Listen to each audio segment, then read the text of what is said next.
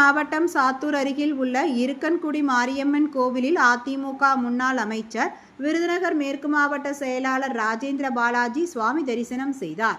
இருக்கன்குடி மாரியம்மன் கோவிலில் நடைபெற்ற சிறப்பு பூஜையில் கலந்து கொண்டு அம்மனை தரிசனம் செய்த முன்னாள் அமைச்சர் ராஜேந்திர பாலாஜிக்கு முதல் மரியாதை செய்யப்பட்டது.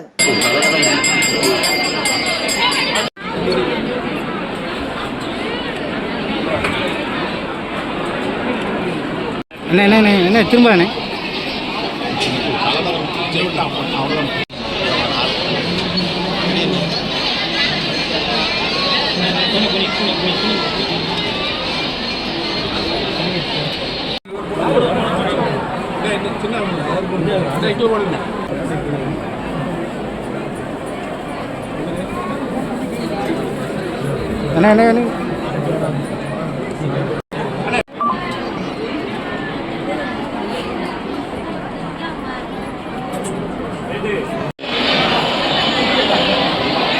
ஒரு நிமிஷம்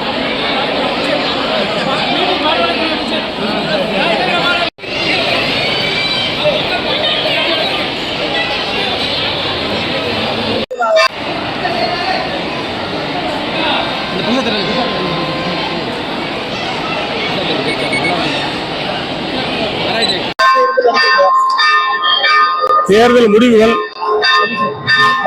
தமிழ்நாட்டு மக்களுடைய என்ன பிரதிபலிப்புகள் நாளை தெரியும்.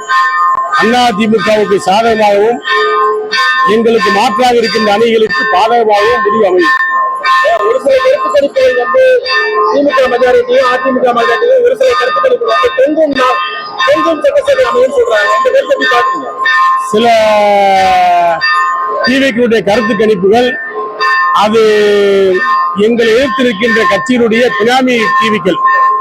அது உங்களுக்கு எல்லாருக்கும் இப்ப எல்லாம் விளங்கி இருக்கும். அதிமுக வெற்றி பெறும், அதிமுக கூட்டணி வெற்றி பெறும் என்று சொல்லக்கூடிய சேனல்கள், கருத்து கணிப்பு நிறுவனங்கள் எல்லாம் காலங்காலமாக இருந்து தொடர்ந்து பல தேர்தல்களில் கருத்து கணிப்புகளை வெளியிட்ட நிறுவனங்கள்.